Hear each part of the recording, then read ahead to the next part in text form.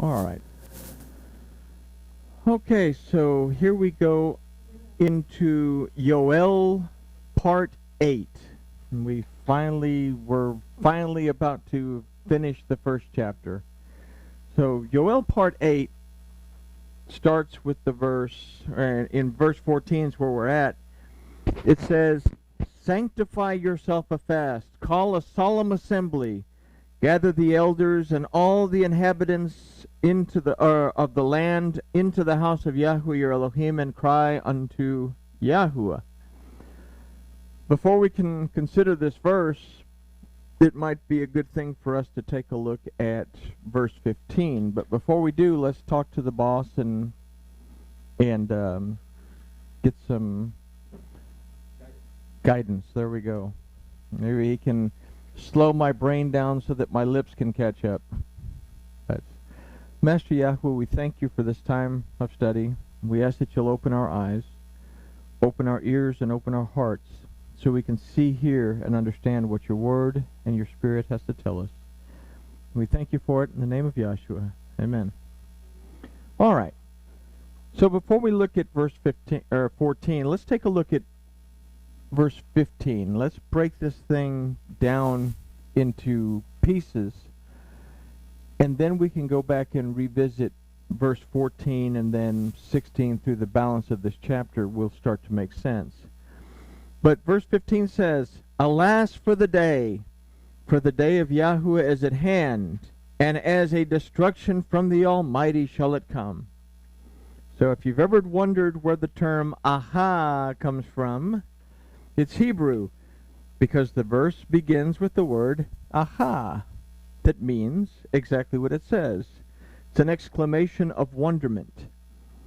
It also says it is no surprise. The next word is layom, meaning for the day. And here we can consider an idea. It is no surprise for the day. So, okay, what does that mean? So we put that aside for a minute. Another meaning of yom that means day is age, like a period of time, an age, the Iron Age, the Stone Age, this age, that age. It can also be something that is defined as old or something that has outlived its purpose. Like I say, Hebrew's a very explosive language. Yes? Where are we at? Is it Joel? Yes, Joel chapter 1, verse 4, right now verse 15. 15. So, as a word, it can also mean old or something that has outlived its purpose. Say it's an explosive, it doesn't just mean one thing. If we consider Bereshit 1:4, we read that Elohim named the light day. And this wasn't the light that comes from the sun. This was the light of life and all existence. He had to have something to make it all work. And there's a lot that goes into the light that was created. But something had to start everything, and it was the light that began everything. So if we consider also that the word yom means that remains, if we compile all this into an idea, it's not really a comforting thought, because this first phrase would say something like this: "It is no surprise that the age of the light of all existence that still remains has outlived its purpose." Now, what does that mean?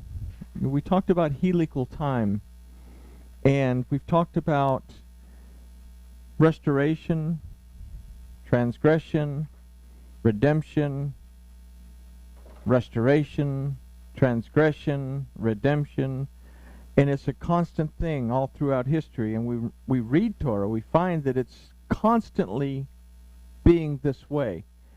And we said that eventually this screw that we screw into the wall, or we screw into the nut, eventually you can't screw it in anymore. So this is an idea that this particular time that was created from the beginning is about to come to an end, and something else is going to have to happen. So the balance of the verse doesn't make it sound any better. Consider the next phrase that says, "For the day of Yahweh is at hand." So we might consider this a comfort, but this phrase is followed by the balance of the verse that says, "And as the destruction from the Almighty shall it come." I sound all Baptist. "And the destruction from the Almighty shall come." So let's consider these two phrases from a deeper perspective. We discussed the word yom as meaning day, and we looked at some of the definitions. A definition that we didn't consider is that this word also means time. It is the time of Yahuwah. And if we consider this, that this time involves everything from every time, we say the time of Yahuwah. And Yahuwah as a name means existence. Again, it means everything there is, was, and will be today, yesterday, and tomorrow. So what we're looking here at is the time of everything from every time. This is going to involve judgment. That right now, everything that's ever happened, at every time it's ever happened, is going to be reviewed. This is the time of Yahuwah that is at hand. But this is when the helix that we've discussed in the past reaches its end. This time is at hand from the word karov, that literally means near, but comes from the root karav, that means approaching and drawing near, but it can also mean to be present. Yahshua was clear when he said that the hour and the day is not known. The message that he gave regarding the blast of the shofar was to tell us to be prepared to hear the voice of Yahweh when the time comes, and to be ready for what follows. We discussed these these scriptures in Matthew and in Thessalonians about the trumpet blast and the Son of Man appearing and all this stuff several studies ago. And we understand that it means if we're to hear his voice in the shofar, according to what we hear in Yom Teruah, then we are supposed to also be able to be prepared and ready to hear, to perceive that this particular time is coming. Everybody with me? Okay. The message that he gave regarding the blast of the shofar was to tell us to be prepared to hear the voice of Yahweh when the time comes. The word karav does have a positive side, as it also means the approach of a kinship or an approach of a kinsman. If we believe and receive the Yahshua of Yahuwah Elohim, in other words, if we receive his redemption, deliverance, and restoration, the concept made possible by and through the son of Adam, the physical Yahshua, then we are his children and part of this kinship. So there's a positive side to this. But it also entails being ready, accepting it, and basically joining the family. This idea was proclaimed and declared by Yahshua when he said, "Repent, for the reign of Yahweh is at hand." And we'll make this clearer when we explore the verses surrounding this 15th verse. But to this point, however, we have to understand that the age of the light of all existence that still remains has outlived its purpose, and the time of Yahweh, a day of judgment that involves everything from every time, is approaching and drawing near, and may already be present. This day involves a destruction from the Almighty. Here's that pesky, wrathful God of the Old Testament again, right? We've got to have some destruction from the Almighty. So let's consider something. The word for destruction is ucheshod, that more than destruction means havoc, violence, devastation, and ruin. It also refers to social havoc and ruin, as well as oppression. The root of this word is shud, that means insolence, which is a word meaning to be rude and disrespectful, or rude and disrespectful behavior. The last phrase is where theologians get it wrong. This phrase says, from the Almighty. They say it comes from God. But we learned that in Matthew 18 that it is not Yahuwah Elohim's desire for anyone to perish. Let's consider this verse and piece together a final idea. Literally, this phrase says, it shall come from the Almighty. We shouldn't capitalize this word because it's not referring to Yahuwah Elohim. We'll see this in a second. The word used for it shall come is yavo, from the root vo, that means to go in, to enter in, to be led in, to be brought in, and to be introduced. It is also interesting that this word also means to be besieged and to have fallen.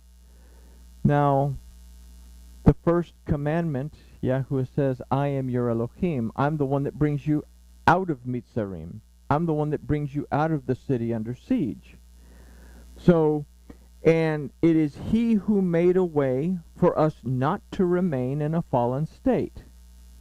He sent Yahshua in order for the concept Yahshua to take place, that we could believe and receive and be restored back to a relationship with him. So it's not his desire for us to remain in Egypt or to be in a fallen state. This cannot possibly be referring to Yahuwah, our Elohim. So let's consider the word used for the Almighty, which in this case is Mishaddai. When Yahuwah is called the Almighty, he is known as El Shaddai. This word means, this word that we see means from, as represented in the mem as me, and Shaddai, which means Almighty, without an uppercase. This word means most powerful, but as it is not El Shaddai, it doesn't refer to the most powerful El that is Yahuwah. We have to consider that it is from another power that this havoc, violence, devastation, social ruin, rude and disrespectful behavior will come from. The word Shaddai is rooted in Shaddad, that means to deal violently, to bring to spoil, to bring to ruin, to assault, to oppress. This destruction will come from something powerful that will cause these things, but it will not be from Yahuwah. This has to be clear. We read John 3:16 that says that Yahuwah Elohim loved and loves us in such a way that he made redemption, deliverance, and restoration possible. He did not orchestrate the destruction as we've just described it. We also read at 1 John 4:7 that Elohim is love. If this is true, then let's consider what love is according to 1 Corinthians 13. It says, love is patient and is kind. Love does not envy. Love is not prideful, is not puffed up, does not behave itself unseemingly, seeks not her own, is not easily provoked, thinks no evil, rejoices not in lawlessness, but rejoices in truth, bears all things, believes all things, hopes all things, endures all things. Love never fails. And then he says, but whether there be prophecies, they shall fail. Whether there be tongues, they shall cease. Whether there be knowledge, it shall vanish away. There's going to come a period of time where all of this is going to end, and all that's going to be left is the love of Elohim. So if that's the case, is this Almighty the same as El Shaddai, who is the essence of love? Is El Shaddai the one that brings disrespectful behavior, rudeness, social ruin, devastation, violence, and havoc? That's a question to ask there. Again, Yahuwah Elohim does not, nor will he cause the destruction that is to come, as has been described in this study. Here is an idea as to where this destruction will come from. And we find it in Bereshit 4:26 in one of those pesky genealogies that says, "And to Seth, to him also there was born a son, and he called his name Enosh. Then men began to call upon the name of Yahweh." Oh, that sounds so nice. So, the name Enosh means mortal man, as well as frail, weak, and incurable. This is the state of the Adam that began. The word began comes from the root word halal, that does not mean began. It means to profane, defile, and pollute the name of Yahweh when they called upon it. So what is this saying? The destruction will come when a weakened and incurable state of the Adam, a reprobate spiritual state of being in humankind, severs itself from Yahweh Elohim and from His Word. Now think about that for a second. Where are we at? Okay? When I said that the book of Joel had a lot to tell us about what's happening, when we read the first chapter, we understood these are the changes we need to make. Because if not, this is going to happen. And then when we get into chapter 2, it doesn't get pleasant. But this is something that is just telling us that the world is getting to a point where it's incurable. It's going to a reprobate state of mind. Yeshua said, the road is narrow, and very few are those that find it. And again, we said that there's 9.9 billion people, and 3.3 billion are Christian, 13 million are Jews. What is that compared to when Revelation talks about 144,000, which has its meanings of its own? But 144,000 in comparison to 3.3 billion plus 13 million isn't a whole lot. So this is something to consider. This is something that we really, really need to pay attention to. So the question here is, will I be able to be aware of the presence of Yahuwah my Elohim in the midst of this state of destruction? To answer this question, we turn to the verses that surround this verse, beginning at verse 14. One thing that's taught, and that's taught as doctrine, and I may get in trouble for this, but I'll say it anyway, is the rapture.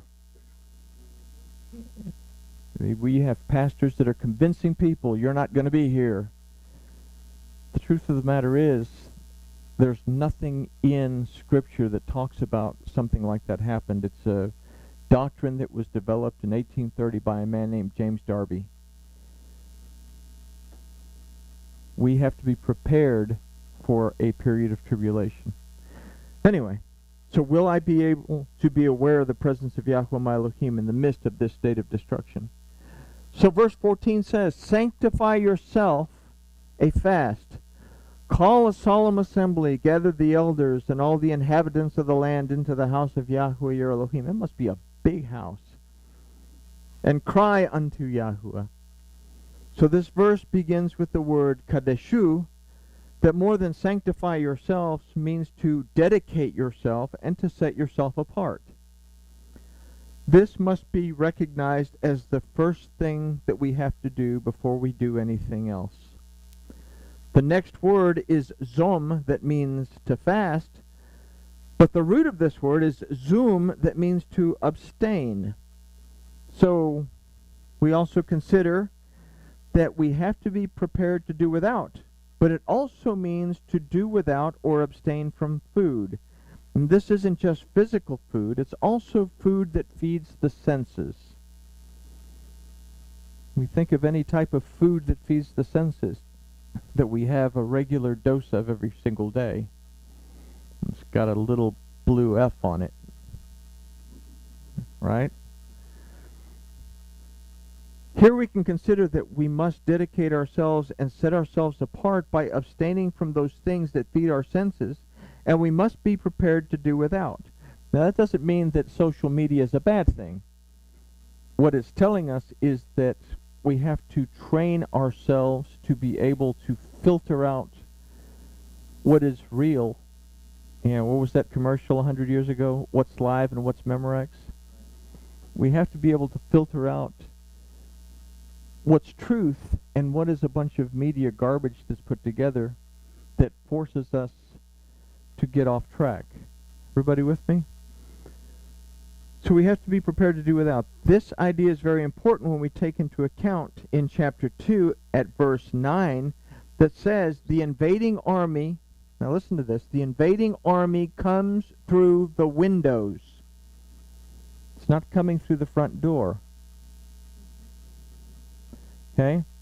You come through the front door, you're coming in agreement with what's in the house. You come through the window, you're not in agreement with what's in the house. You're coming to steal and destroy. This is telling us that false dogma will be brought upon all, and in verse 14, we will have learned to abstain from it. The next word is kiru, that from its roots kara means to call out, to recite, and to proclaim. This word, however, can also mean to call to oneself. And the next word, it's atzara, that means assembly. The root of this word is atzar, that means to restrain, to refrain, to halt, to stop, and to be under restraint. So here we can formulate an idea of calling oneself to be under restraint. In other words, we have to be willing to refrain from something. What is it that we're going to be willing to refrain from? Hopefully it's not part of that paragraph that I deleted. The word for gather is asafu, that literally means you gather or gather yourself or gather to yourself. The root of this word is asaf, that not only means gather but also to receive and to collect, as well as to remove and take away. To receive and to collect, as well as to remove and take away. This is a choice, and it is a choice regarding what you are willing to believe as opposed to what you are willing to reject, what you're willing to do as opposed to what you're willing not to do. All of this is very serious, and it has to be considered seriously. The verse says, gather the elders. Well, yeah, we got to go around to the nursing home and get all the old folks so they'll be safe in this big house. Or, I'd want them to come get me if I was in the old folks' home. So, gather the elders. The word for elders is zechanim, that literally means old, but it also refers to the authority of something old. This word is followed by the word kol, that aside from all also means to be whole and to be complete. This word is referring to the inhabitants of the land. The word for inhabitants is yoshevai, that comes from the root yashab, that actually means to dwell, to remain, to abide, to be set and to endure. And the land, haaretz, refers to the realm or the domain of humankind.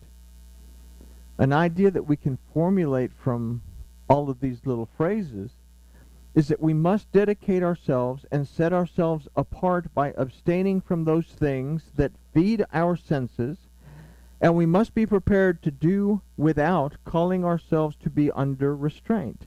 In other words, we must be willing to refrain from something. It is a choice regarding what you are willing to believe as opposed to of what you are willing to reject, what you are willing to do as opposed to what you are willing or not willing to do. To accept or to reject the authority of something old in order to be whole and complete while abiding and enduring in the realm or domain of humankind. To accept or reject the authority of something old in order to be whole or complete. And we we think about what is something old that has authority. We said the other day that the Torah was given at Shavuot 3,300 years ago. That's pretty old. So if we say that the word of Yahuwah Elohim is our authority, then we have to make the choice to accept it or to reject it. Now the last part of this verse says, into the house of Yahuwah your Elohim, and cry unto Yahuwah. Now the words into thee are implied. These don't appear in the Hebrew of this phrase. It begins with the word beit, that means house, habitation, and it can also refer to our own body.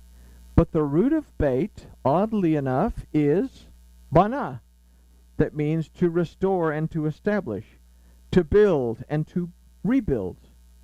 So right away we can begin with an idea that we are to be or must be restored and established or built and rebuilt.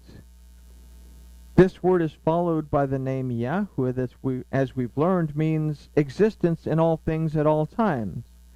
And the name is followed by Elohechem, meaning your Elohim in a general sense. Remember we said Elohecha means your Elohim, but it's talking specifically to each one of you individually, as opposed to Elohechem is talking to all of us as a whole. But Elohechem, meaning your Elohim in a general sense. And we've learned that Elohim doesn't mean God, so there's really not a word for God in Hebrew. But it means a mighty judge with the authority to redeem, deliver, restore, and bring us rest.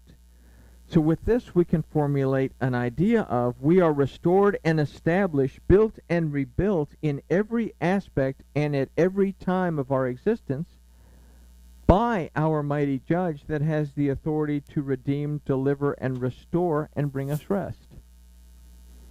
So this is a stark contrast to being willing to yield to the destructive authority that we considered in verse 15.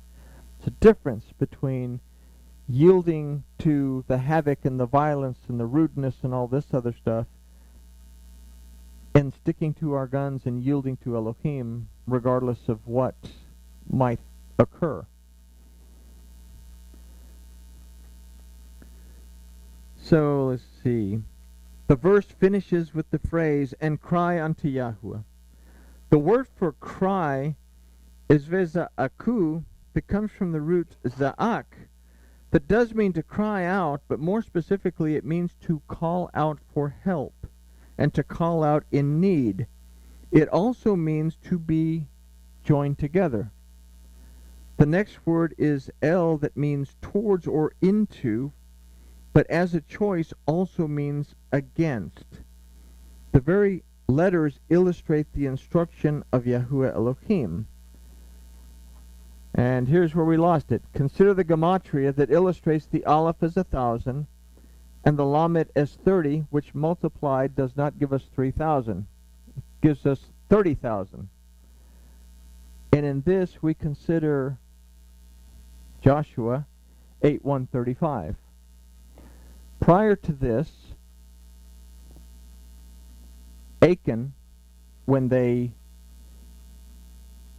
basically dropped Jericho to the ground, everything was to be dedicated to Elohim.